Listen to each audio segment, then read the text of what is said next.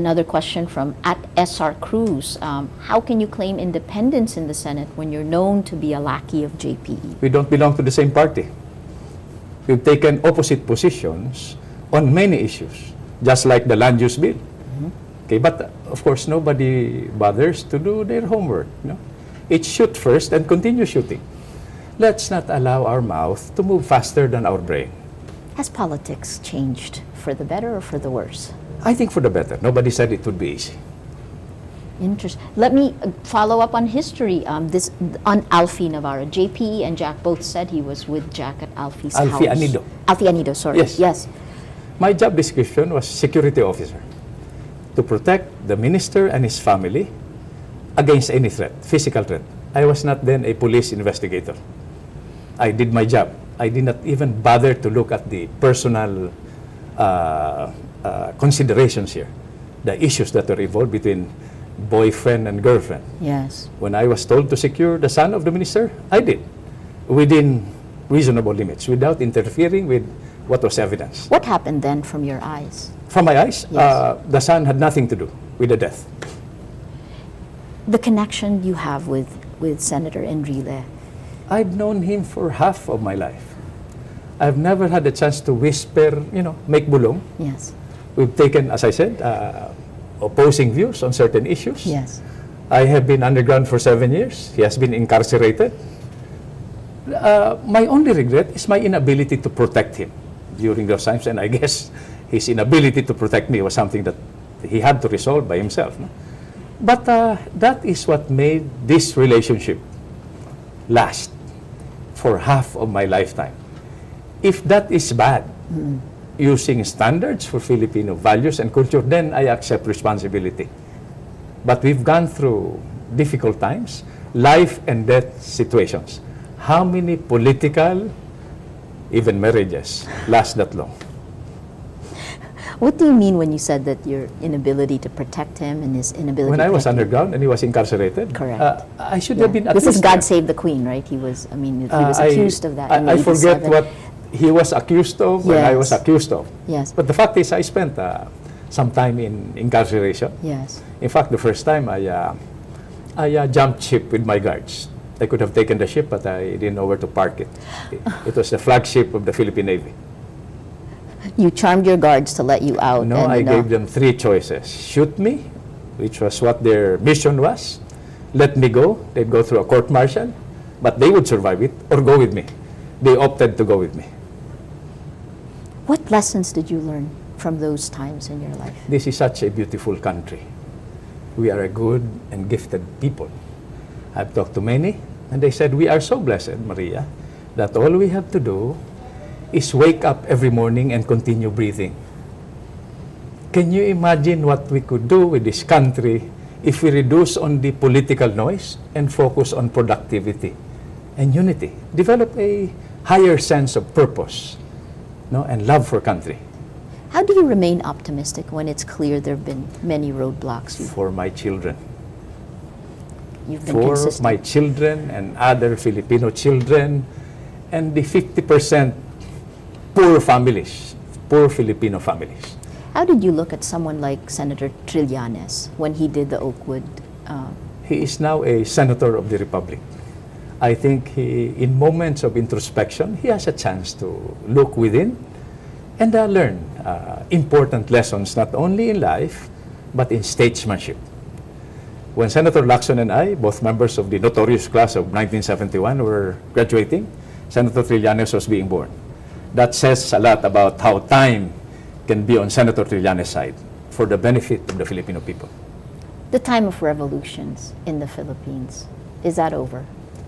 I hope so. People power in the street has become counterproductive, precisely for the reasons I mentioned. Right.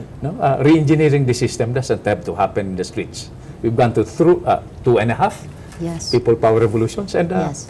where are we now? The ones who wanted former presidents out are now the same ones attacking the ones they installed. Correct. I mean, how The cycles have interesting changed, can right? we be as a people? The personalities have changed. I mean, again, that Yes, phrase, the more yes. things change, the more they stay the same. Yes. What do you think is pivotal to actually create real change? Rely more not on your brain, but in your heart where your moral compass is. But that also gets you in trouble when it's so emotionally driven. So, when you stand up and allow yourself to be driven by your moral compass, you take the risks. You take what is coming. Ordinary soldiers, like we were, thrust into extraordinary circumstances, will generate some positive effect. If not now, somewhere down the road. What's the greatest threat you see the Philippines facing today? Unity. Lack of unity. Once we get our act together, strategically, politically, economically, we control the traffic light. I think our neighboring countries, not going to mention names, no? Yes. Including our favorite partner in the coalition of the willing, no? Are just using us as a laboratory for the low-intensity economic and security games they play with each other. The United States. If we fix our backyard, Yes. I am confident, no, we will become a world power, if not in this region. This is actually a very good year for the Philippines right now. What opportunities have opened up now that's different from the past? So much democratic space, a fresh wind of change that goes with the installation of a new president. Bachelor, no identified girlfriend. Okay? The entire Filipino nation can be his family. He can be the father of the Filipino nation, at least for the next 3 years. Yes. That That's is- very short, 3 years. No, that's very long. If you're serious, no? Right. Yeah. It's something that will speak of the highest level of statesmanship. Okay. This is another opportunity. But more than that, Maria, I guess we have to determine really where we want to go. That's where predictability, especially in our economic policies, come in. Yes. But the figures, even from the World Bank, are not encouraging. From 136 to 138, among 185 countries from 2011 to 2012. That's not encouraging. That does not speak well of predictability. When they're in, hot money. Yes. They're not in it for the long haul. Right. Cost of electricity, registering businesses, Yes. paying taxes, enforcing contracts. These are things that, can stand some improvement. Fantastic. I'll throw you more questions from at Peanut Gallery. So what have you done for education? She's obviously watching and listening. Nutrition, Okay. basic. K-12 is good, I supported it. But let's jump to another issue which may impact on education. No? We should be educating our people about issues like the RH bill. I voted against it. Why? Because incorporating the variables that go with reproductive health, population management, and the antidote to most, if not many of our problems, responsible parenthood is a little too much for us to handle. For us as in government. Us as a nation, As a nation. we cannot even feed the mothers and the children. Now they're jumping. But Yes. if there's a move legally and constitutionally to repeal it, I will support it. To repeal the RH Yes. law. Yes. So what exactly why were you against it? And you were against it despite the fact that all the surveys said 75% of Filipinos wanted some kind of, all the connections to mortality. I won't go into it now, but please Educate respond. our people about the issues. That's the job of leaders. I don't think we provoked a comprehensive, intelligent, and rational debate. But the idea there was that the government wasn't giving the opportunities for education or opportunities for informed choice. Funding. How much funding are we giving to CCT? Yes. 300,000 starting in 2014 will be graduating. We'll be having 5 billion savings. Yes. By 2015, we should have 10 billion in savings. Where do we put that? Then we go to the Brazilian model, the 100-mile radius. Fund by the produce of the farmers, allocate 30% to our schools. You cover the market, you cover production, and you cover education and nutrition. Going back to the RH, though, is that the growth of the population still leads to diminishing returns. Did you? Maria, to my mind, it's not about population density. Singapore, Hong Kong, why are they productive? How many Filipinos can fit into the 30 million hectares that we have? Assuming 100 million population, 3 Filipinos per hectare. I mean, let me put it bluntly, aalog-alog tayo ron. Di ba? Do you think this issue can work against you in the elections? It doesn't matter to me. As long as I do my job, I stand on my 15-year record as a senator and present that to our people. Is it a sign of the changing times? I mean, this bill was in Congress for 14 years, and the fact that it passed last December and became law, is this a sign of changing times? What to me is a sign of changing times is the interest that the freedom of information generated. Landmark legislation like the land use. Maria, it's the first 30-year plan in Philippine legislative history. It will outlive 5 presidents. We will be conducting reviews every 10 years. No?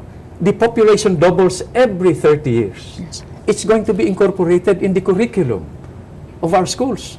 Our children, from the time they wake up in the morning and enter their classrooms, will be exposed to how beautiful this country is. Why don't we want to pass it? Transparency, freedom of information. Yes. It will give government back to the people. But it didn't pass this time around. Well, You're saying that is your we passed it in the Senate before Christmas. The dynamics of the prerogatives of the executive branch and Congress, I don't want to be presumptuous to even comment on that. There are so many questions coming in for you, Senator Honasan. From at AC Joaquin D, have you already made up your mind regarding your stand about same-sex marriage? Yes. The sanctity of marriage and the family should be preserved consistently. I'm being consistent with my vote against the RH bill. Okay. Okay? It's a legal issue, Maria. Yes. I don't mind 2 people of the same sex living together, adopting a child. The issue that goes beyond that is productivity, political unity, Interesting. active participation in our national, political, and economic life. That is the issue, and it goes beyond gender boundaries. From at Jello Lopez, would you work for the repeal of the cybercrime law? Yes, because true to form, our democracy has functioned well, if I may say. We passed it. I signed it. The president signed it into law. But when some sectors, no less than 20 of them, brought it before the Supreme Court, and the Supreme Court said, hold it for 120 days. Yes. And now it's extended indefinitely because of the libel provision, Yes. which sends a chilling effect on freedom of speech, freedom of press, and freedom of expression, Right. which, by the way, should take a backseat when the right to life is invoked. Interesting. I'll wrap it up. Guys, you can continue sending your questions and we'll give them to Senator Honasan. From at Chuck Pagharion, Gringo, how different is our dream shall never die now compared to your reform the armed forces movement years? Even when I'm gone, our dreams cannot be allowed to die. Because a reformed armed forces when we started 1 generation ago is only a consequence and a mirror of the society it serves. That's the long and short of it. Congress, the Senate, is a mirror of the society it serves, Yes. even as an institution. It's a microcosm or the bigger picture of what should happen in Philippine society. And if I may comment, Maria, maybe we should encourage our children, Yes. our next generation. Yes. When you say it's a mirror, what is this mirror showing now? What is being shown through the Senate? Well, some degree of, at most, no, some degree of disunity, lack of focus, lack of priorities.